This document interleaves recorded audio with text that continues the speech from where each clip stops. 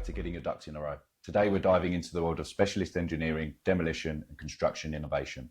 Joining me are Josh and Kristian at Andun Engineering Consultants.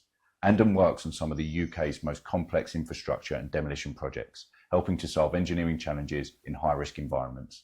But beyond that, they're at the forefront of industry innovation using AI, digital modelling and advanced engineering tools to make construction smarter and safer. This episode is packed full of insight. Enjoy. So, afternoon, Josh, Chris, thank you very much for joining us on the show. It's great to see you. Thank you very much. Afternoon, Jason. Hope you're well. Afternoon. Good, thank you. Looking forward to our conversation. We've had a bit of a chat about, some of the topics we're going to cover and how we're going to lift the veil on the construction sector and specifically your piece in that.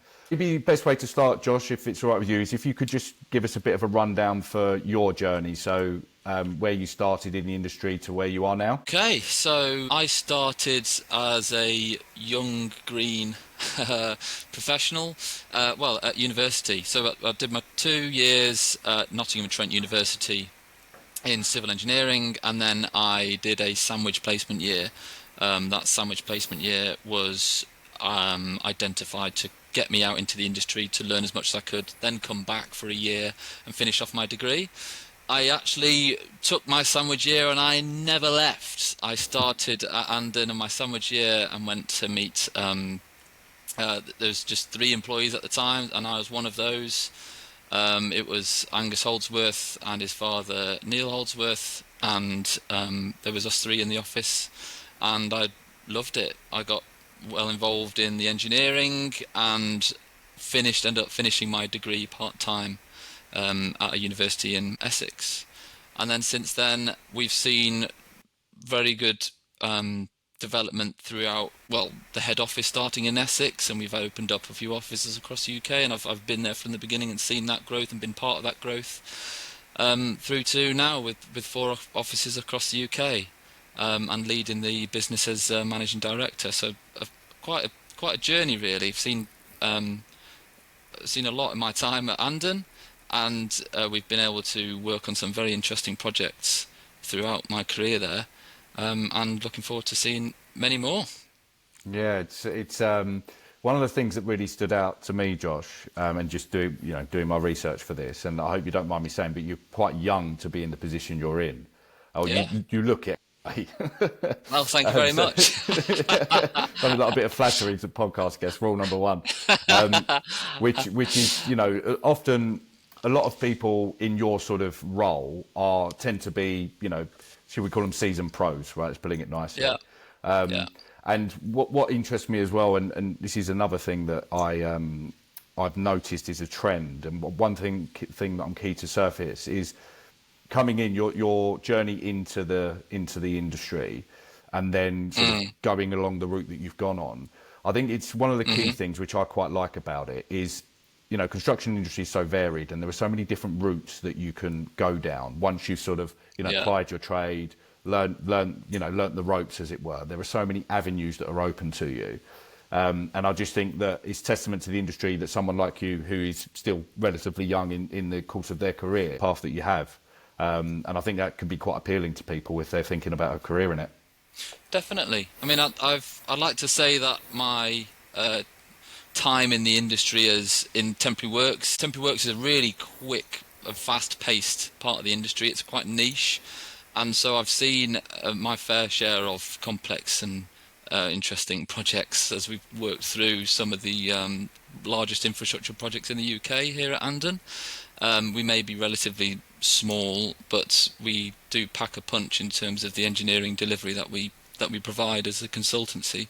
So the experience that you get in this part of the industry is quite vast and developing, and I think that helps, especially as a young professional coming through in this part of the industry in particular.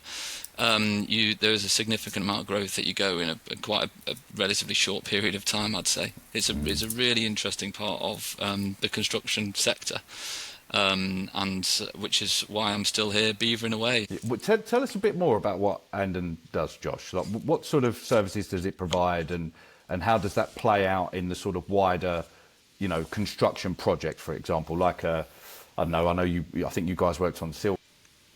There's various other projects. Like, what's your place in those? So there's two kind of, you could probably split it into two big topics really. So the first one is demolition and specialist demolition services. So we're talking decommissioning of nuclear structures or large industrial structures like key cranes or gas holders and things like that. And demolition of quite simple structures, if you like multi-storey office buildings, but then they'd be in a very tricky location, so town centres and or city centres and near railways and things like that. Okay, so that's kind of one side of the business. The other side is more the buildability and the constructability. So we're talking about constructing how to build things better when you've got some very tight constraints around your project. The ones that come to mind are usually the basement propping schemes that are required when we're redeveloping basements in city centres. We're working in a very confined area. There's multiple trades on site, piling contractors, ground workers, there's permanent works and temporary works all in the same kind of operating in the same kind of area, and the load transfer between those to bring what is temporary and being built into something that is going to be there for the next 60 to 100 years. And that's what I think Andun bring to the table, is the buildability and the constructability of temporary works. We're not trying to sell anything like any kit or any hire out anything. What we're trying to sell, I suppose, is what's in our heads and our understanding of how to make things buildable, and that's where we can provide value, I would say. And that's, we have that under our, we have like a mantra, I suppose, which is the best temporary works is no temporary works. And that's not to say that if you need to put a prop in to support a beam because you're cutting the end off or something, it's not that you don't put the fella in. It's the fact that if you can sequence the work, or you can sequence the construction of the permanent works to get away from temporary works, which are at the end of the day just an overhead for a contractor. If we can be smarter about how we build things, then that's certainly the way that we should be going. So that's kind of us in a nutshell, I suppose. It seems what you mentioned there, the type of work that you're doing is, it's not just there's a building, blow it up, demolish it, move on.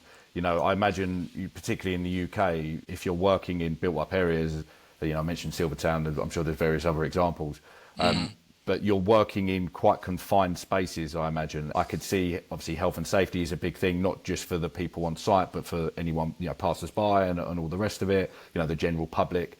But, you need, whatever it is you're doing, you need to be very mindful of everything else that's around it, which...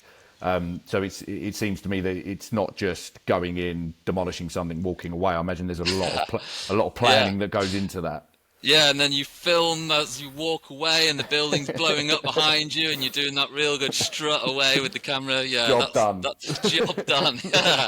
That's the dream, Jason. That is the dream, but it's not the reality. Yeah, there is no one job the same, which is something else that I love about this niche part of the industry. You could have a structure that's very similar, or you've tackled something before, but the constraints around that project, be it its location or the client or planning constraints or the politics or the area or whatever it is, there are certain constraints within the brief of that task which make it a lot different to the previous type of building that you would have removed before or constructed before. And that changing dynamic, which is always changing as culture changes and the types of buildings that we have change, continues to make this an interesting part of the industry.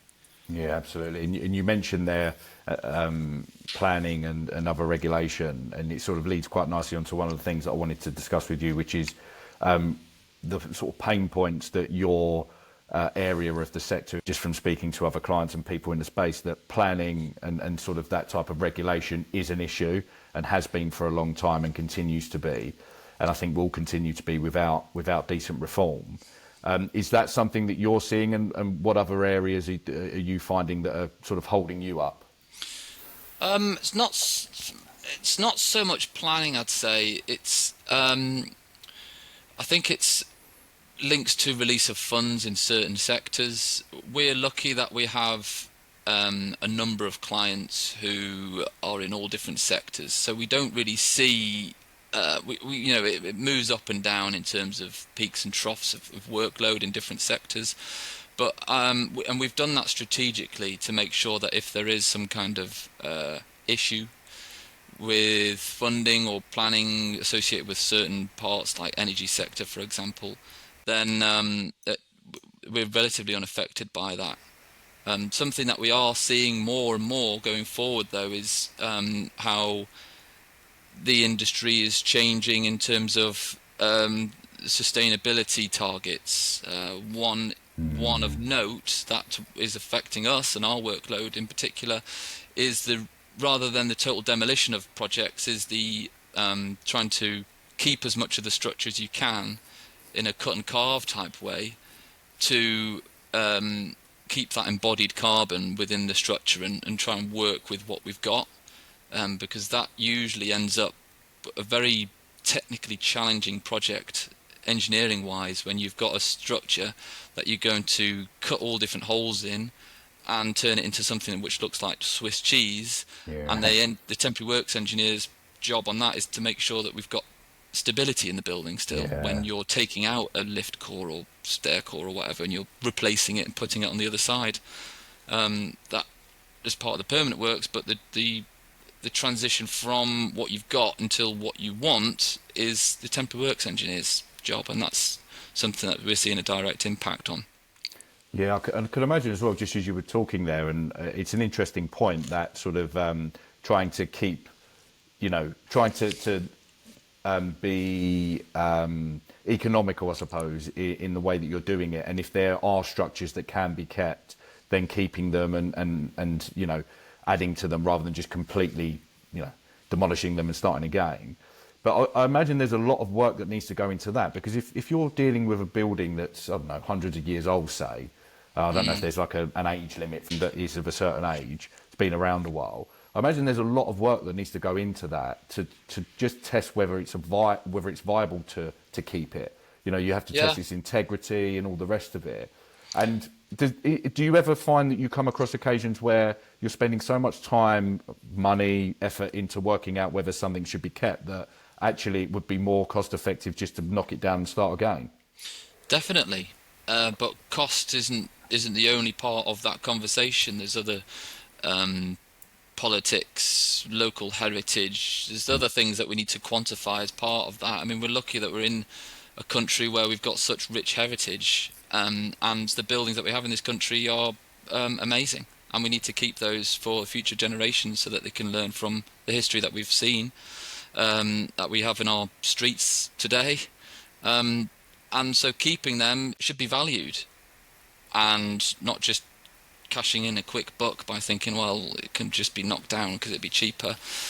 There needs to be other parts of the conversation in there. There are exceptions to the rule when other factors such as safety are brought into play. If a structure has reached its design life and it's absolutely knackered, then it needs to come down. But we should try and do what we can to keep it. But if it needs to go, it needs to go. It's quite tricky. The point you raised there in relation to buildings and the way, some of the architecture of buildings, you go back, here's the way they were built. They are beautiful buildings. And there's a development near me where I live in Hornchurch in Essex. And it was, it's been various things in its time, but essentially it's been a hospital, mainly healthcare, basically. And the building, do you know what? I can't tell you how old it is. I had a map in the early 1900s, and it's a beautiful brick building. I mean, there are various actually units, but it's a really, really lovely building, and it's got fantastic grounds and just, the little intricate parts of it that make it what it is and make it stand out. And it was sold off to a private developer years ago, and finally now they're starting, they're into the project actually. I think they're on the second stage now. But they have kept the main, what I imagine would have been the reception, like the main building. They've kept it because it was so beautiful, and Yeah, they've yeah. converted it into flats. And it's the way they've done it. I mean, I went down there thinking, oh, I want to buy one. I don't. I just want to have a look around. I was being nosy. And the way they've done it, they've kept the sash windows. I mean, they've upgraded them to PVC and stuff, and there's various other improvements that they've made. But they've kept the overall look and feel of it, and they've done a fantastic job. Yeah, and it's something that will inspire the next generation, hopefully. I mean, wandering around, my close city to me is Manchester. They've got some fantastic buildings in Manchester, and they're currently doing the town hall up, and which is a long project, but there's renovations going on in there which are pretty amazing. They're working with gold leaf, which I don't suppose there's many engineers working with gold leaf in the modern day, but it's pretty astounding. It's important to keep our history and our identity. You sure that development's in the UK and not in the Middle East somewhere like? Oh yeah, honestly, and it's in Manchester city centre. I'm surprised, it hasn't been half inched from the top of the tower. But no, well, it might be after this goes out. Yeah, but it's good. It's good to keep that, I think, and it's it's not cheap. It takes time, but some things are worth it. Yeah, absolutely. In terms of the future of the sector, what do you see? I mean, obviously, there are various different forms of technology coming into it that are improving efficiency and just giving us innovative ways of doing things. What are the sort of main things that you guys are trying to embrace? So we're lucky that we are able to invest quite a large portion of our income into developing new technologies and investing in technology. And I'll pick a few out. So one of them, on the more practical side, is we've bought a 3D scanner, which scans structures and creates like a model. It's produced by Leica scanner, BLK360 it's called, and that has been a bit of a game changer for us and some of our clients. And the reason for that is we can scan a structure that we have no building drawings or any records of. Believe it or not, there are a number of structures in the UK where the owners should have drawings, but when we're handed the demolition of, well, can you take this large post-tension bridge down, then there's not a sausage of information there. So we can scan these structures, and then that puts it into like a 3D model that we can then use to produce drawings and communicate the effective methods of removing that structure and to maintain the safety and make sure that we can communicate that right methodology. So that's great for us. In terms of what it provides for our clients, it provides that model that they can then use for their risk assessments and method statements in general. They can also put it on presentations and use it, and it's like a photographic virtual site visit which it provides. The other thing that's helpful is that if there is a structure that's being retained, so if we are scanning a building which is going to be cut and carved and we're keeping this but we're removing that, etc., then it can provide a high definition picture or photographic record of the structure of how it was. So for our clients who are usually demolition contractors, then it provides them, this is what we started off with and it hasn't changed since we mucked around and removed this and that, so that's how it was. Also for the clients, it gives them assurance that this is how the structure is, and it gives them a record going forward. So that's kind of hardware technology. Flipping that over in terms of the softer side of technology is the artificial intelligence. We were working with a software developer, I suppose. Kristian, you could probably come in here in terms of our building a chatbot which was very smart in terms of reviewing our literature that we have on our system. So we have an extensive amount of historical literature at Andun, which helps us a lot because we're dealing with older structures a lot of the time, and we've invested heavily in that. But as you can imagine, it's not particularly smart data when it's a old-timey Dorman Long book, which provides all the steel sections and grade stresses for different steel and things. It's quite a lot of information to wade through. So we worked with some developers to start to develop a AI chatbot, which could, using a user-friendly modern-day type language, you could type in there what's the effective length of a scaffold tube when it's tied like this, and then it would bring that information to the forefront for our engineers. And it was developed really, or we looked into developing it really, because to remove the requirement for a senior engineer, I suppose, not totally, but those little questions of, oh, Josh, what's the allowable stress in steel grade 50, in 449? It's then taking the time away from, what we have to do as the senior engineers, and giving that power to the junior engineers who are learning. It's exactly that. The way that project sits and kind of some of the other stuff that Josh and the team are doing is about making sure that the engineers are empowered to spend as much of their day engineering rather than doing other tasks that maybe take away from that. So creating that brain, if you like, and now we're finding that tools like Google Workspace are providing this in-house now within the tool space that we have, that mean that it's easier to combine that with the internal documents to kind of give engineers the easiest access as possible to the information as quickly as possible, so they can concentrate on the engineering side of it. The other side of that coin that fits is around the internal processes, and then I've spent a lot of time investing in the software that manages the projects and the communication.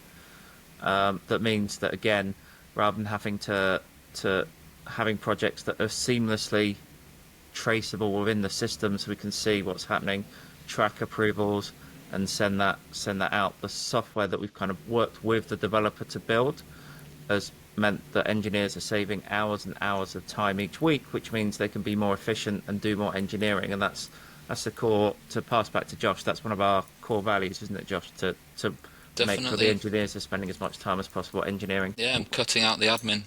Yeah. So if I, correct me if I'm wrong, guys. So we're essentially this pool of knowledge that comes from people that have been, in the job, whatever. You're essentially storing that in this this software that you've got, so that it's accessible for everyone, and it reduces that time. So if people need to look up something, say if I'm a junior engineer or whatever, and I don't quite know the answer to this question because I haven't been around the block long enough, rather than waiting for, I don't know, Dave to answer my question, I've got all of this information pulled in one place. Yeah, that's partially. There's two things that we've covered here. One was like that pool of knowledge and that literature base which we've got, and we're using, or we're trying to harness AI to try and share that knowledge as quickly as we can across the business. The other part, which is what Chris touched on, is the development of a software or assistance in developing a software, and that's called Draft Hub,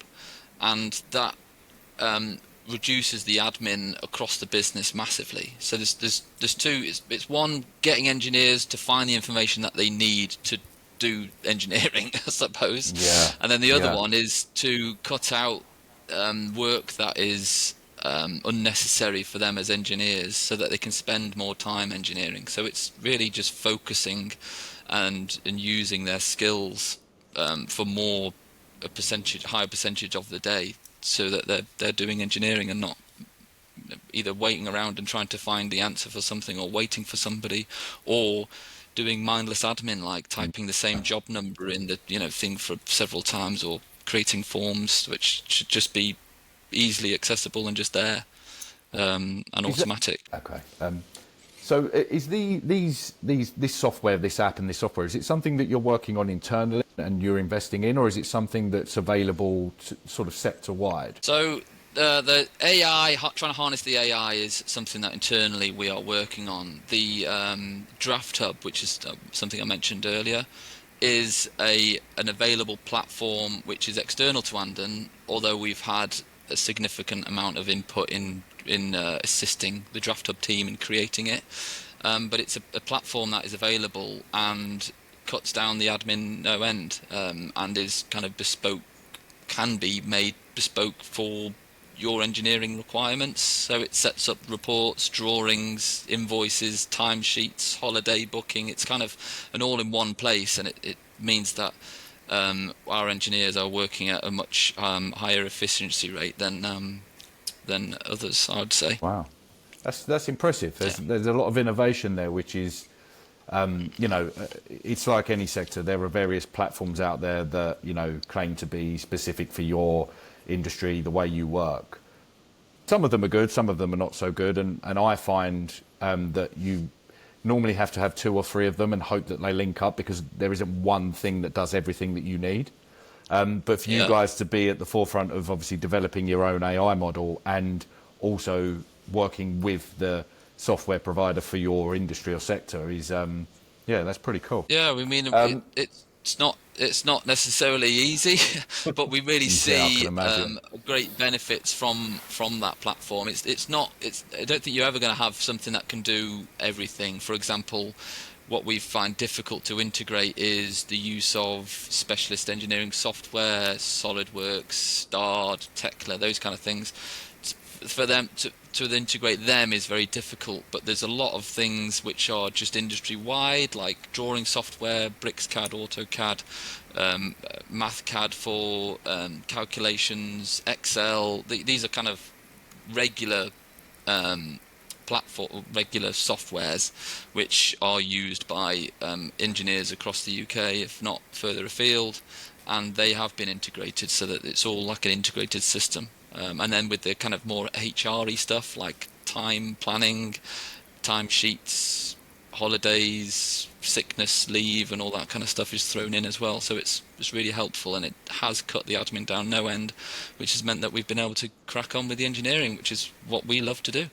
Yeah, absolutely. I imagine, like anything, there's obviously an investment, time and cost in getting these things up and running and to your specification. But then once you've invested that, you get that back tenfold, because it just improves your operations so much. I mean, on the topic of leveraging AI, and Chris, I think this might be something that you'll be interested in talking about. But AI is as a concept is something that is evolving rapidly, and I think that it has its place in every industry at the moment. I can't think. Well, I could maybe think of like a really cool trade maybe that's like just reliant purely on people but AI has touched everywhere, whether it's helping you construct an email, whether it's implementing it into your business like you are. Where do you see it, Chris, in the sense of marketing? What are you seeing at the moment, and what sort of platforms are at the forefront? So what I'm seeing at the moment is lots of companies are still in that discovery phase, and they're often using it quite poorly. It's a incredible tool, and I think actually the concepts I'm going to talk about here apply to engineering as much as they do to marketing, which is it's designed to assist, not to replace. So in the same way that you wouldn't look to do an AI drawing of a building, because you can't then hold that person you can't hold the AI accountable for what happens. It's the same with marketing. You can't just create something and copy and paste it, put it out and go, well, that's going to be good enough. But what it can do is kind of like we just talked about with the software that we've been talking about, is can make you faster so you can focus on the things that matter. So rather than doing admin, or the hardest thing I certainly find when creating content is getting started. So having a draft or an outline to work from can significantly reduce time frames. So what I'm seeing is, one, we're seeing these tools develop rapidly. So I don't want to give you any kind of tactical advice, because what works or what exists today will not exist tomorrow, because it will just be better. And it's going to be the stuff that we're using today is the worst version of that software or that AI platform that's going to exist. So if it doesn't quite do what you want now, give it 6 months. And what we've actually found with a lot of the stuff with the AI platform we've created is we're now starting to see some of the elements that we developed it for actually becoming natively available in tools like Google Workspace and so on. The ability to search and find using Gemini in that tool. But for me, I think you've got to have a learning, like construction, you've got to have a learning mindset when it comes to AI. Constantly be researching and then trying stuff out and actually applying it against the values and the mission that you have. There's thousands of AI tools out there now. To find the one that's right for you, you have to have a use case for it that you can justify and then test to make sure it's hitting that, and then put the safeguards in place to make sure that you're not trying to outsource independent thought and creativity and expertise, and that you're using it as a tool and not something else that's there. So I'm very wary in the construction industry of overuse of AI without fully understanding that risk platform and how that's going to fit. And when it comes to how we're adopting it, it would be very cautiously, but with an immense curiosity. I think that's right, Chris. I think what you've just said there hits the nail on the head. And one of the things that I find with the people that we work with is there seems to be this fear surrounding it. Like people know anything about it, and they probably watch too much Terminator or whatever. There's this like, there's this. It's the fear of the unknown, and I think that what that does for people is, I think there's a couple of things at play. I think there's the fear of the unknown, and then I think that there's an awareness that it's growing and evolving so rapidly that it's almost trying to get started to experiment with it and get to know it and learn it, because they feel like it's pointless, because, you know, as soon as they've turned their computer off, everything they've learned is going to be completely null and void. And the message that I always give, it literally, as you said it there, Chris, at the end, is put the nail on the head, is, you know, proceed with a lot of caution, but with immense curiosity. And I think if you can exercise that in your journey of AI and getting to know it and discover it, I don't think you'll go far wrong. But it's having that. I think it. I don't want to put it too strongly, but for the field that we're in, I think it's imperative that everyone gets to know what's out there and understands it as much as they can. It's going to, and it already is, a large part of our lives, and that is only going to increase. And I think if you can understand it and make it work for you, and the sooner you can do that, the better, obviously, then there's only positives, I believe, as long as you exercise that, as we say, caution and curiosity together. I think there's only good things that can come of that. I think it will open up a lot of opportunity in all sectors, in life in general, but, we're talking specifically about construction. I think there's so much that it could do.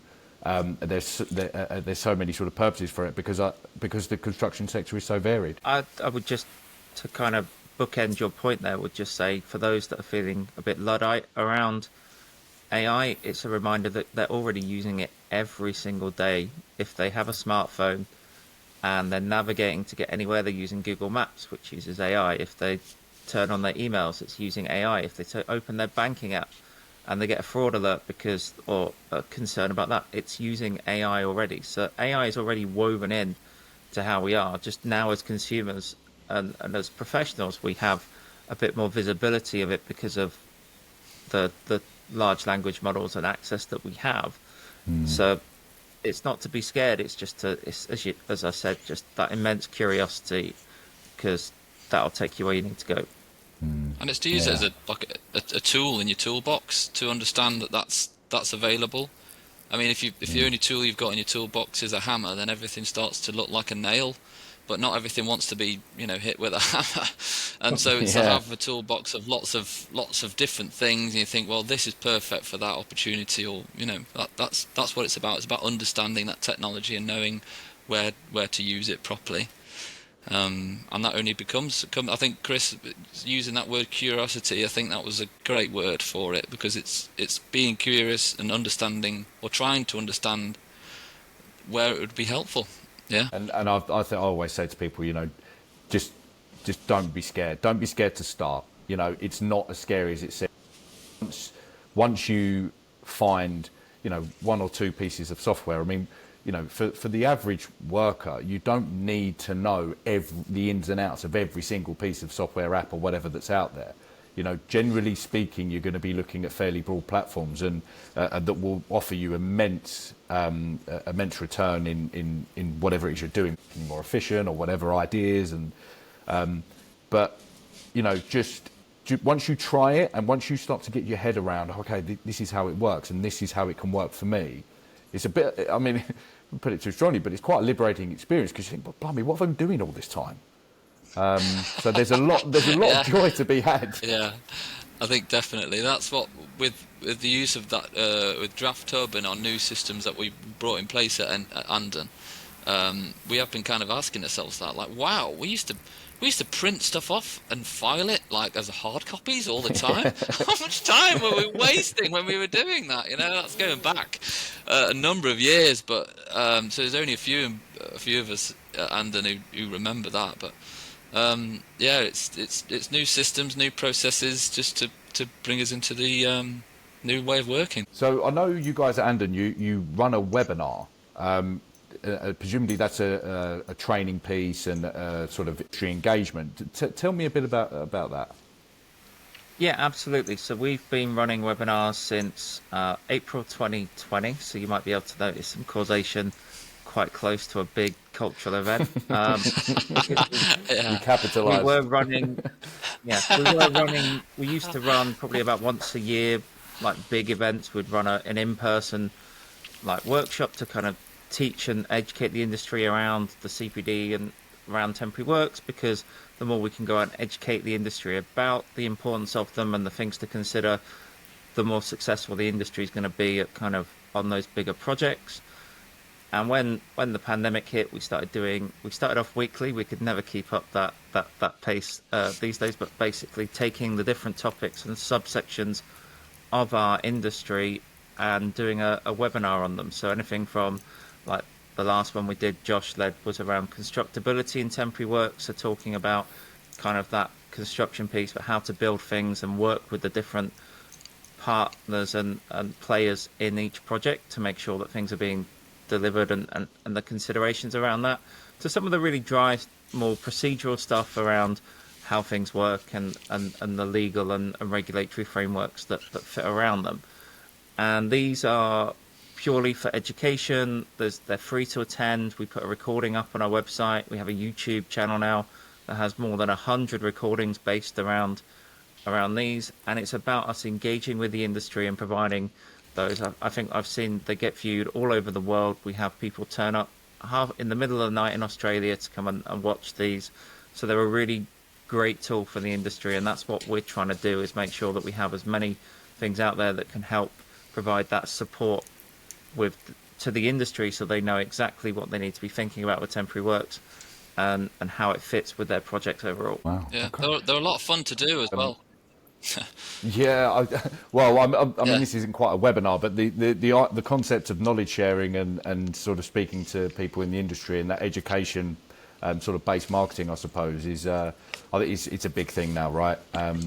But presumably as well, this webinar, obviously it's training people in the industry, right? But is there perhaps a sense of, you know, bringing other people into the industry as well? Because I know, you know, it's sector wide. There's a skill shortage. And part of our motivation behind this is sort of, as we said, lifting the veil and getting people to know, you know, the industry as it is, and if they're considering a career in it, what sort of variations of is that part of your motivation for it as well? Yeah, absolutely. And we get a lot of people. We can tell that we get a lot of .ac.uk email addresses sign up for the webinars as well. So we are getting the engineers of the future on the webinars as well. So. Yeah, Josh, would you agree with that? Yeah, definitely. It's a very broad-ranging audience. I mean, we're on the events that we host. So we host the webinar on a Friday, usually the last Friday of the month, and we tend to get 200 to 300 or so attending on live. And then those numbers are kind of bolstered when we put that on YouTube. Then, you know, the views on YouTube shoot up. But that's a kind of a snapshot into the temporary works and the buildability kind of world. But we do look to provide that broader engagement through the industry. So we also, like, aside from the webinar, we present through the Institution of Civil Engineers and events through them, the Institution of Structural Engineers, Institute of Demolition Engineers. So we are kind of pushing the message of buildability and reducing risk through planning and thinking about how we're going to build things a bit better than we do currently, because there's a lot of drivers like cost reduction, carbon reduction, if that is a particular driver for that project, time saving or reduction of risk. There's some significant drivers to that would assist a project, a number of facets, and that's more for those industry professionals which are already, I suppose, embedded in the industry. But we reach out further to the next generation. So we've got a number of engineers within our business who are STEM ambassadors, and they are providing support to the school network. I myself I've done some events with Brownies, the girl group Brownies, and done some engineering events there. So it's really sharing that broader knowledge of engineering, and I think changing the kind of mindset about it as well. So that's in terms of that, what the webinar has brought the industry is that a more thorough understanding of what can be achieved, I suppose, and driving that excellence throughout the. What would you say to someone who might be listening, who's thinking about getting into the sector that you guys are in, and specifically your specialism? What would you advise them in terms of their academic path? What would be the best choices there, and how would they be best to go into it, and what would be the best route? So I would wholeheartedly encourage them to join this part of the industry, because it's fast-paced and you get to see some pretty amazing structures. But you do need that academic background, and that is a background in mathematics, physics, the engineering kind of bread and butter. So I did a BTEC at college and then went to university. University degree is pretty mandatory for this, for an engineering qualification with the IStructE or the Institution of Civil Engineers.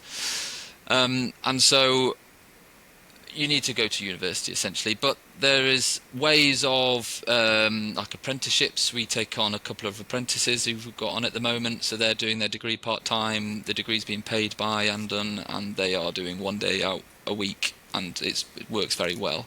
And we find that is a very good combination of work, learning on the job, and also learning the theory and the practice at university, so that what they're learning at university they can see, oh yeah, I remember we worked on that, and that's what that is, and rather than a kind of a theory being baffled by theoretical stuff which doesn't seem to have any real world applications.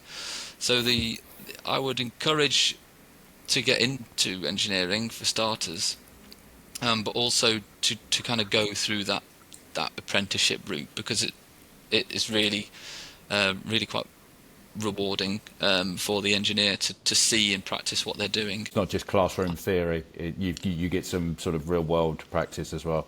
Yeah, and get paid as well. Well, yeah, exactly. Rather than just everything on the loan. That helps. Yeah, definitely, because you can't start. I mean, I went to university when the fees were low. Now the fees are astronomical. So I think if you can get your employer to pay for your apprenticeship, then you're onto a winner, right? Yeah, absolutely. Well, there you are, kids. You've had the path laid out for you there by Josh. No excuses. Get yourself a degree and an apprenticeship. Future for Andun. What's that looking like? So we worked very long and hard about thinking about what the values of Andun were as a business and what our goals were.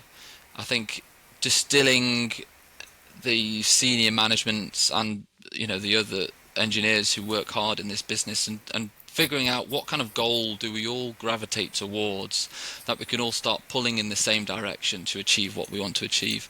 And that key goal is to be the go-to company for temporary works and demolition engineering in the UK. And that isn't to become the only one and to have massive offices all across the UK or global, and if you need temporary works, well, Andun is, the only one to go to. But it's to be the one and be known as the go-to, so the best. So if you're looking at a post-tension bridge demolition scheme, well, then we're going to be knocking on Andun's door to see if they can assist us in that project. So that's our number one goal, is the go-to company for temporary works and demolition engineering in the UK.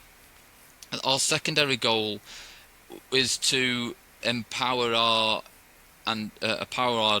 engineers and our staff, and develop our staff so that we can meet that first goal.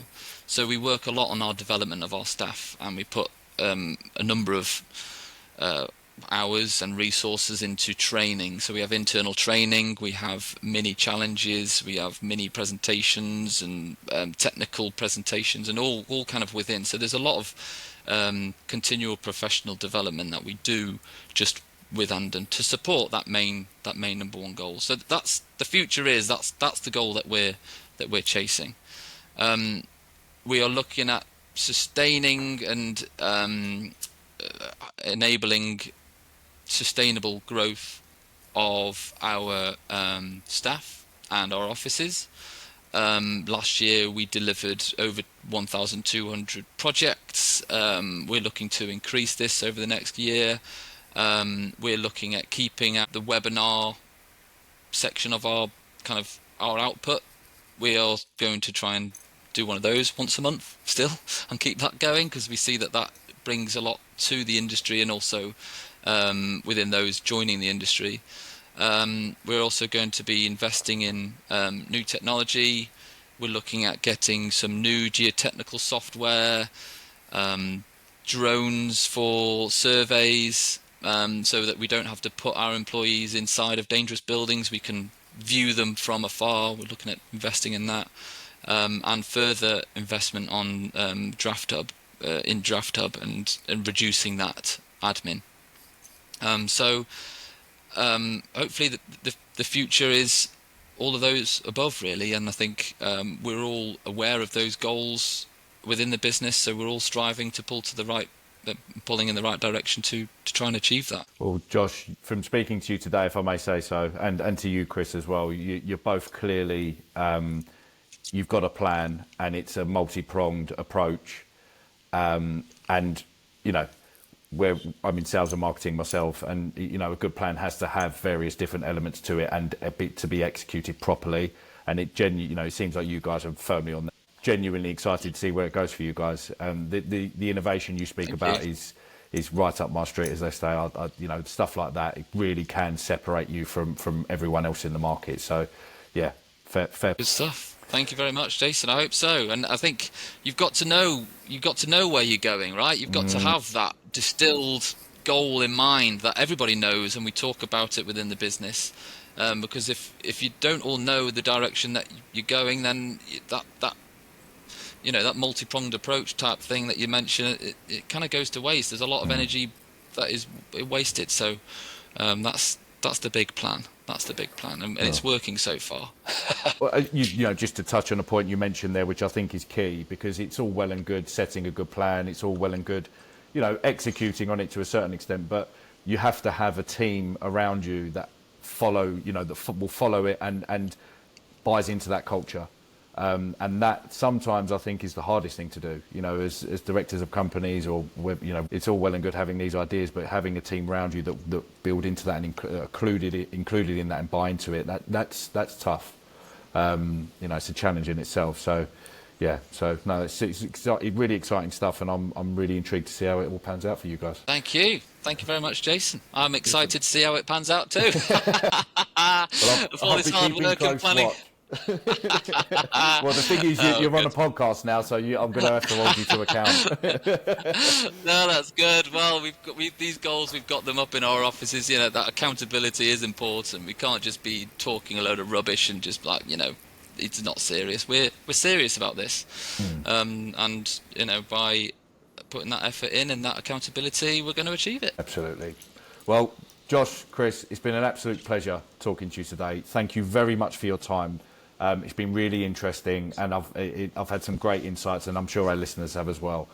So thank you again, and I hope we speak again soon. Thanks, Jason. Thank you very much. Yeah, all the best. Speak to you soon. Cheers, guys.